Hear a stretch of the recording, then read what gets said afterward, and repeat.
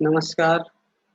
औद्योगिक प्रशिक्षण संस्थानों में संचालित व्यवसाय प्लम्बर के विषय सैद्धांतिक की पाठ्यचर्या पर अंकित प्रसंग पंच और कर्तन औजार पर आज मैं प्रशिक्षण प्रदान करूंगा।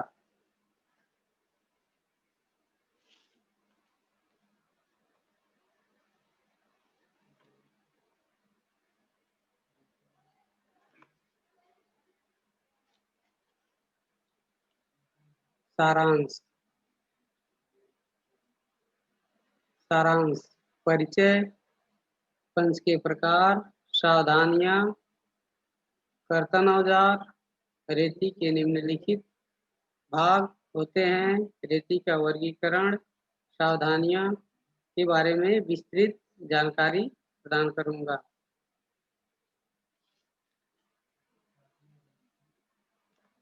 परिचय।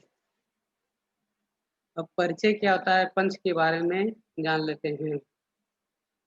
पंच का प्रयोग हैमर की सहायता से मार्किंग की गई लाइनों का बिंदु लगाकर अस्थायी करने के लिए किया जाता है, ताकि वे जाप को बनाते समय दिखाई देती रहें। यह पंच जो होता है, यह हाई कार्बन स्टील से बना होता है। पंच की बॉडी अष्ट भुजाकार, आठ भुजा आठ भुजा में वर्गाकार होती है, या उसको बेलनाकार बनाकर नर्लिंग कर ली जाती है। इसके द्वारा सेंटर लगाने का कार्य किया जाता है। इसके पॉइंट को हार्ड व टेम्पर किया होता है। इसके पॉइंट को अगर हार्ड और टेम्पर नहीं करेंगे तो ये जल्दी घिस जाता है और इसकी पॉइंट खराब हो जाती है। और नर्लिंग जो होती है, नर्लिंग करने से फायदा होता है कि पंच को पकड़ने में आसानी होती है। पंच के निम्न तीन भाग होते हैं। Number 1 head, number 2 body, number 3 point. इसके निम्न तीन भाग होते हैं, हेड, बॉडी, पॉइंट। ये उसको तीन भागों में दर्शाया गया है। पंच का साइज इसकी लंबाई एवं इसके व्यास से प्रकट करते हैं। पंच की लंबाई जो होती है उसको नाप लेते हैं और उसका व्यास माप लेते हैं, कितना व्यास मोटा है, उससे उसको स्पेसिफाई किया जाता है। पंच के प्रकार। पंच अब कितने प्रकार के होते हैं इसके बारे में बात करते हैं। कार्य के अनुसार पंच निम्न प्रकार के होते हैं। Number 1 centre punch, number 2 dot punch, number 3 prick punch, number 4 automatic punch, number 5 pin punch, number 6 drift punch, number 7 hollow punch, number 8 bell पंच।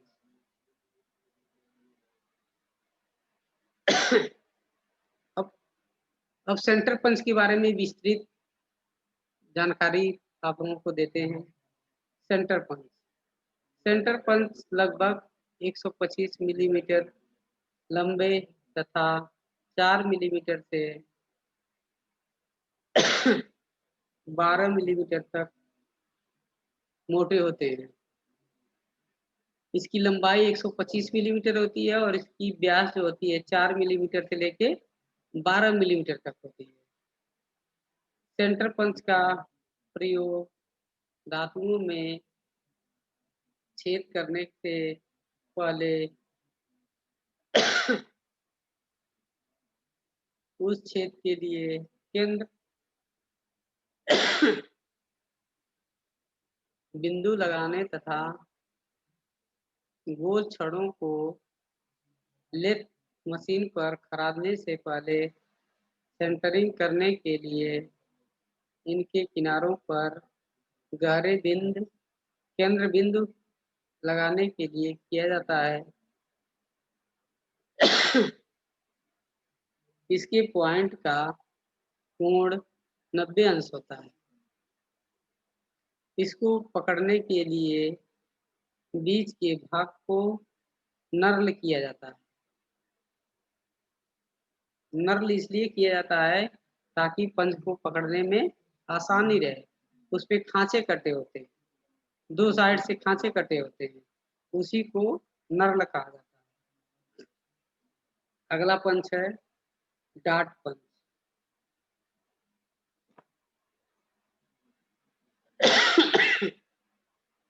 यह सेंटर पंच के अनुरूप ही होता है,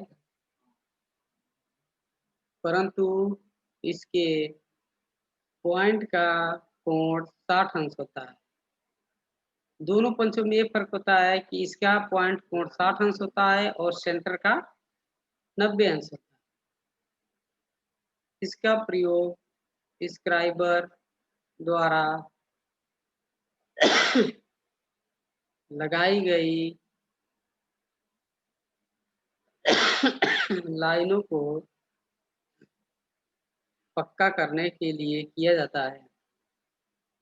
यह 8 पहलू का तथा 6 मिलीमीटर मोटा तथा कास्ट स्टील से बना होता है। अगला है प्रिक पंच। यह पंच फाइन मार्किंग के लिए प्रयोग किया जाता है। बारीकी जो मार्किंग करना होता है उसके लिए इस पंच का प्रयोग किया जाता है। प्रायः मुलायम धात जैसे तांबे, पीतल, एल्यूमीनियम आदि पर मार्किंग के लिए अधिक प्रयोग किया जाता है। इस पंच का प्रयोग तांबे, पीतल, एल्यूमीनियम आदि पर मार्किंग करते समय अधिक प्रयोग में प्रिक पंच को लाया जाता है। इसके पॉइंट का कोण 30 अंश होता है। प्रिक पंच का जो पॉइंट का कोण होता है 30 अंश होता है। ऑटोमेटिक पंच। यह पंच फाइन तथा सही मार्किंग के लिए प्रयोग में लाया जाता है। इसमें पंच पर हैमर की चोट नहीं मारनी पड़ती, क्योंकि इसमें एक स्प्रिंग तथा स्टील का एक ब्लॉक इस प्रकार सेट होता है कि जब हम पंच को दबाते हैं तो बिना हैमर मारे यह मार्किंग कर देता है। इसके पॉइंट 60 व 90 अंश में मिलते हैं। ऑटोमेटिक पंच के पॉइंट 60 व 90 अंश में मिलते हैं। पिन पंच। यह अन्य पंचों की अपेक्षा कुछ अधिक लंबा होता है। इसका उपयोग टेपर अथवा काटर पिनों को छेद से निकालने के लिए किया जाता है। ड्रिफ्ट पंच।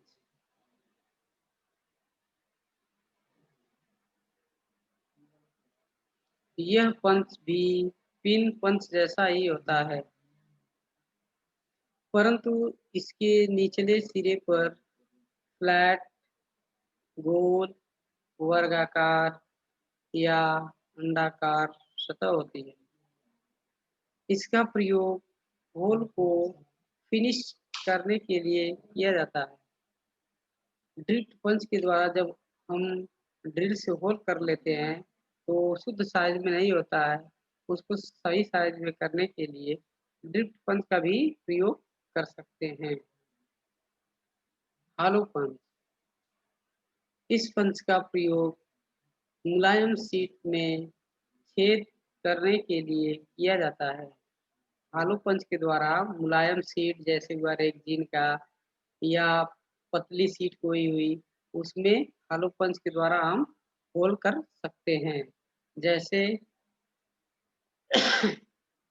लोहे की पतली चद्दरें, नरम अलौह धात, शीट, चमड़ा, गत्ता इत्यादि।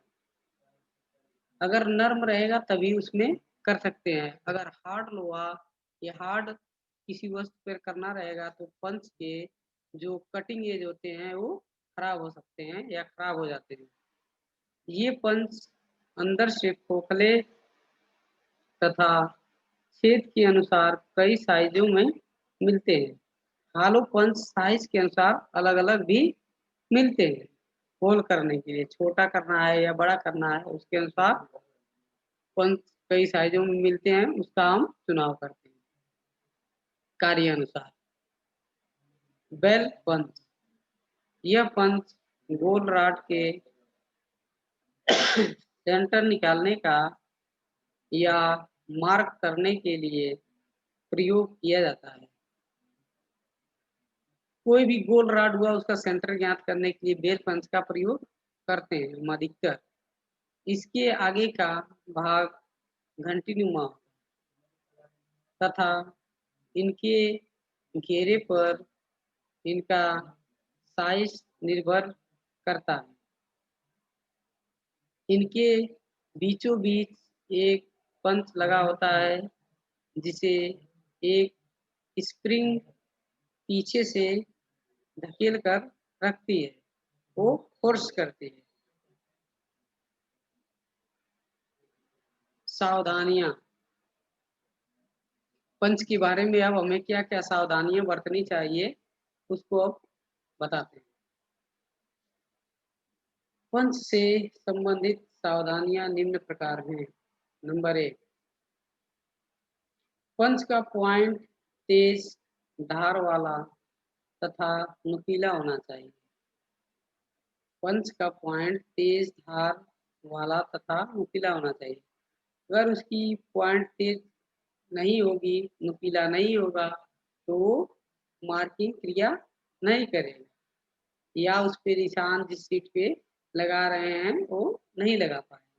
इसलिए उसके पॉइंट को नुकीला और तेज धार वाला ही यूज़ करना चाहिए। नंबर 2, पंच के अनुसार हैमर का प्रयोग करना चाहिए। पंच के अनुसार ही हैमर का प्रयोग करना चाहिए। जैसे छोटा पंच है, तो उसी के अनुसार छोटा हैमर का प्रयोग करना चाहिए, ना कि पंच छोटा है और हैमर वजन में अधिक हो, ऐसा नहीं करना चाहिए, नहीं तो मार्किंग हमारी खराब हो जाएगी। अगला पॉइंट, पंच की हेड पर मशरूम आने पर उसे ग्राइंड कर देना चाहिए। जब पंच पर बार-बार हैमर से चोट मारते हैं तो उसका पंच का हेड फैलकर मशरूम के आकार का हो जाता है। उसका प्रयोग नहीं करना चाहिए। उससे हाथ में चोट लगने का डर रहता है, जिसे मशरूम हेड को ग्राइंडर से ग्राइंड कर लेना चाहिए या मशरूम हेड पंच का ही प्रयोग नहीं करना चाहिए। अगला 4 नंबर, पंच का प्रयोग कठोर धातुओं पर नहीं करना चाहिए। पंच का प्रयोग कठोर धातु पे अगर करते हैं तो उसका पॉइंट खराब हो जाएगा और जो धार रहेगी वो वो भी टूट जाएगी और खराब हो जाएगी, मार्किंग सही से नहीं होगी। अगला, हॉलो पंच का प्रयोग मोटे जाप्स पर नहीं करना चाहिए। हॉलो पंच का प्रयोग अगर मोटे जाप पे करेंगे तो वो उसमें होल नहीं बना पाएगा। उसको नर्म धातु पर और पतले ही शीटों पर इस पंच का प्रयोग करना चाहिए। पंच द्वारा पंचिंग चिन्ह की दूरी 3 मिलीमीटर से 5 मिलीमीटर के बीच होनी चाहिए। जब हम पंचिंग का चिन्ह लगाते हैं तो वो पंचिंग 3 से और 5 मिलीमीटर के बीच की दूरी में ही लगाना चाहिए। उससे अधिक की दूरी में नहीं लगाना चाहिए। नंबर 7, कार्य से पहले पंच के कोण को चेक कर लेना चाहिए। जब भी हम पंच से कार्य करने जाएँ, उससे पहले पंच के पॉइंट, उसकी धार और पंच को देखकर साफ कर लेना चाहिए। उस पे अगर ग्रीस, तेल इत्यादि लगे हैं, तो उसको साफ कर ही उसका प्रयोग करना चाहिए, नहीं तो हाथ से फिसलेगा। अब हम बात करते हैं कर्तन औजार। कर्तन औजार क्या होता है? कर्तन औजार निम्न प्रकार के होते हैं। नंबर 1, रेती। अब रेती को फाइल भी कहते हैं। इंग्लिश में रेती को फाइल भी कहा जाता है। रेती एक मुख्य कटिंग टूल है। यह रेती भी एक मुख्य कटिंग टूल है जो छोटे-छोटे कणों के रूप में घिसकर मेटल को काटने का कार्य करती है या किया जाता है। जब या मशीन के किसी भाग की सतह पर से घिसकर पदार्थ की थोड़ी सी मात्रा हटाने की क्रिया को फाइलिंग कहते हैं। जब हम रेती के द्वारा किसी मेटल को घिसते हैं तो उस क्रिया को ही फाइलिंग कहा जाता है। रेती से घिसकर गोल, चपटी, सतहों, खाँचों तथा विभिन्न आकार के छेदों, कोणीय सतहों पर से अनावश्यक मेटल को छोटे-छोटे कणों के रूप में हटाया जाता है। रेती के द्वारा छोटे-छोटे कणों के रूप में ही कट कटाई करती है रेती, मेटल्स को। रेती जो होती है, यह हाई कार्बन स्टील से बनाई जाती है। टैंक को छोड़कर बाकी का सारा भाग हार्ड व टेम्पर किया जाता है। अगर सारे भाग को हार्ड व टेम्पर नहीं करेंगे तो उसपे जो दाँतें होते हैं, वो जल्दी घिस जाएँगे और मेटल को वो फाइल के द्वारा काटना संभव नहीं होगा। इसलिए उसको हार्ड और टेम्पर किया जाता है। इसमें बहुत से कटिंग टीथ बने होते हैं। रेती के फेस पर बहुत से कटिंग टीथ बने होते हैं। वही मेटल को छोटे-छोटे या बारीक कणों के रूप में काटने का कार्य करते हैं। जो धातु को छोटे-छोटे कणों के रूप में काटने का काम करते हैं। रेती का साइज़ टिप से हिल तक दिया जाता है। रेती की लंबाई टिप से हिल तक मापकर बताई जाती है। रेती के निम्नलिखित भाग होते हैं। टिप और पॉइंट। नंबर 1, टिप और point. Number 2, face. Number 3, tang. Number 4, heel. Number 5, edge. Number 6, shoulder. Number 7, handle. रेती का वर्गीकरण। रेती का क्लासिफिकेशन। अब रेती को कितने भागों में मुख्य रूप से बाँटा गया है, इसके ऊपर चर्चा करते हैं। साइज़ के अनुसार नंबर 1 साइज़ के अनुसार, नंबर 2 आकृति के अनुसार, उसकी बनावट के अनुसार, नंबर 3 कट के अनुसार, नंबर 4 ग्रेड के अनुसार, नंबर पाला साइज़ के अनुसार। अब इसके बारे में बात करते हैं कि साइज़ क्या होती है, कैसे ली जाती है रेती का साइज इसकी लंबाई से ही निर्दिष्ट किया जाता है। रेती का साइज इसकी लंबाई से ही निर्दिष्ट किया है। पॉइंट से हिल तक की लंबाई साइज कहलाती है। साधारणतया वर्कशॉपों में 100 मिलीमीटर से 450 मिलीमीटर तक की लंबाई वाली रेतियों का उपयोग होता है। वर्कशॉप में अधिकतर 100 मिलीमीटर से लेकर 450 मिलीमीटर तक की रेतियों का अधिकतर उपयोग किया जाता है या उपयोग में उन्हीं को लाया जाता है। 450 मिलीमीटर से अधिक लंबाई की रेती को हाथ की बजाय फाइलिंग मशीन में पकड़कर काम में लाया जाता है। आकृति के अनुसार, अब उसकी बनावट के अनुसार, रेती की बनावट के अनुसार आकृति के अनुसार रेतियां बहुत प्रकार की होती हैं।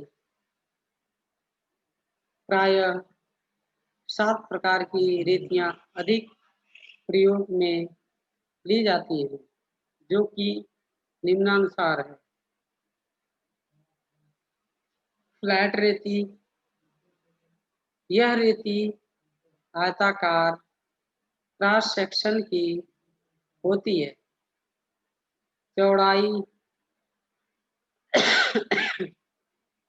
और मोटाई दोनों में ही पॉइंट तक टेपर होती है एवं अपनी लंबाई 2/3 भाग तक समानांतर होती है। इसके फेस पर डबल कट और एज पर सिंगल कट दांते कटे होते हैं।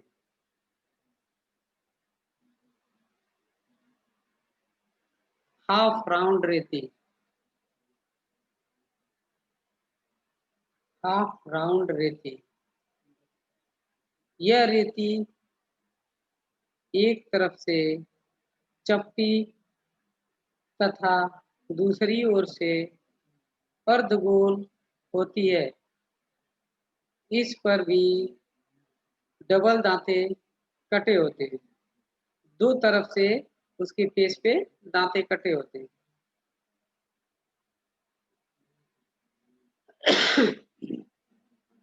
इसकी मोटाई व चौड़ाई हील से मध्य तक एक समान होती है। ट्रायंगुलर रेती, ये रेती तिकोनी है। इसका प्रत्येक कोण 60 अंश होता है। इसकी आगे के सिरे के ओर लगभग 1/3 लंबाई का भाग टेपर होता है। राउंड रेती, इस रेती का सेक्शन गोलाकार होता है। इसका लगभग 2/3 भाग लंबाई तक का व्यास तो एक समान रहता है तथा शेष 1/3 लंबाई का टिप की तरफ का भाग टेपर होता है। हैंड रेती, हैंड रेती, इसे सेफ एज रेती कहते हैं। हैंड रेती का दूसरा नाम सेफ एज रेती भी कहा जाता है।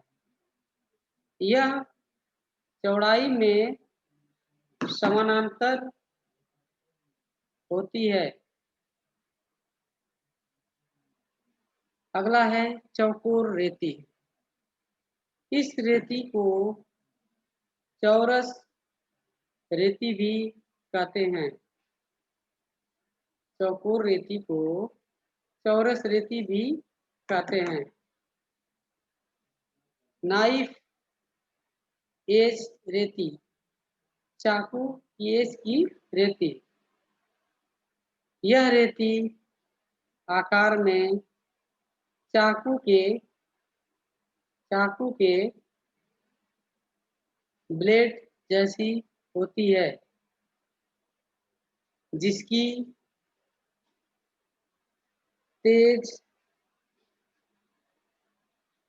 तेज धार का कोण लगभग 10 अंश का होता है।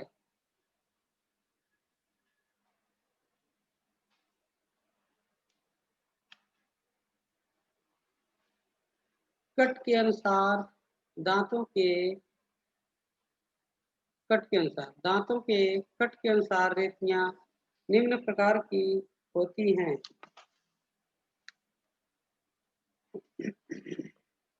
नंबर 1 सिंगल कट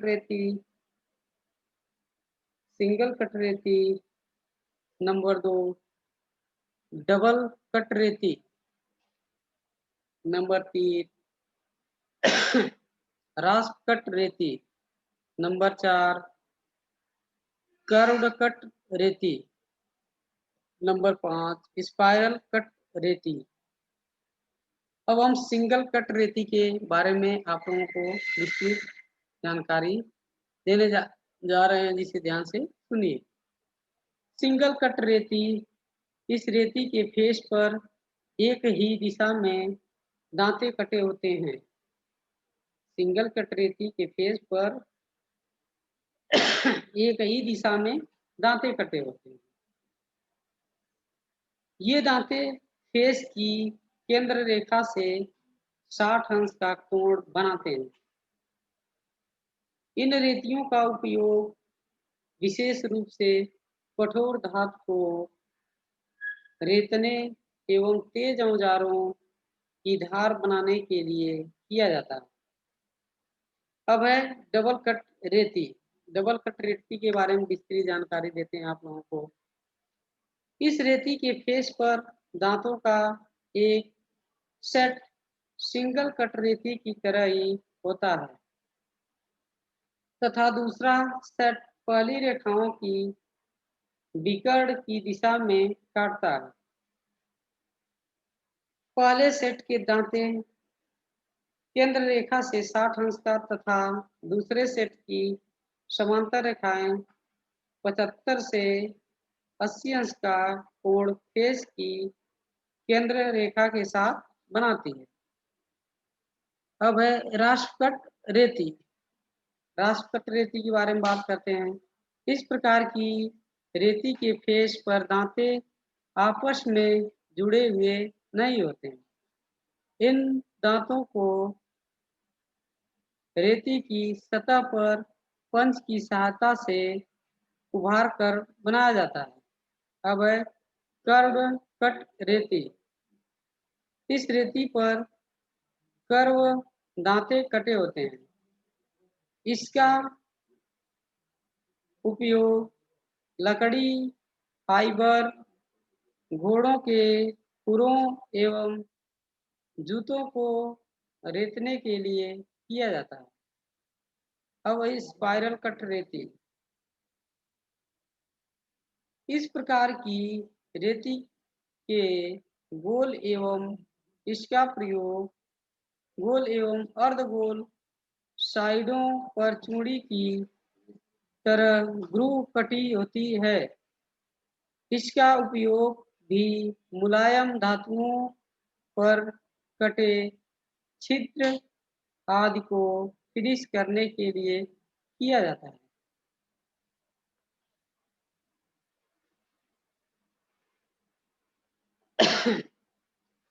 ग्रेड के अनुसार रेतियों का वर्गीकरण निम्नलिखित प्रकार से किया जाता है। रफ रेती। पहला है रफ रेती। नंबर 2 कोर्स रेती। नंबर 3 बास्टर्ड रेती। नंबर 4 सेकंड कट रेती। नंबर 5 स्मूथ रेती। नंबर 6 डेड स्मूथ रेती। ग्रेड के अनुसार ये 6 प्रकार की रेतियां प्रयोग में लाई जाती हैं। अब रफ रेती क्या होती है इसके बारे में विस्तृत आप लोगों को हम बताते हैं। रफ रेती, इस रेती का प्रयोग मुलायम धातुओं को रेत कर हटाने के लिए किया जाता है, जैसे ढली हुई वस्तुओं को चिपिंग करके परिकृत करना आदि। कोर्स रेती, कोर्स रेती, इस रेती में 10 दांते प्रति सेंटीमीटर कटे होते हैं। इनका उपयोग रेत कर अधिक धात हटाने के लिए किया जाता है। बास्टर्ड रेती, इन रेतियों में 12 दांते प्रति सेंटीमीटर से कटे होते हैं। यह मानक रेती है। इसका उपयोग साधारण फाइलिंग कार्यों में होता है। सेकेंड कट रेती, इस रेती में प्रति सेंटीमीटर दांतों की संख्या 16 होती है। यह कठोर धातुओं के लिए उत्तम रेती है। स्मूथ रेती, इस रेती में प्रति सेंटीमीटर लंबाई में 20 से 24 दांते कटे होते हैं। अब है डेड स्मूथ रेती, इस ग्रेड की रेती में दांतों की संख्या 28 से 35 होती है।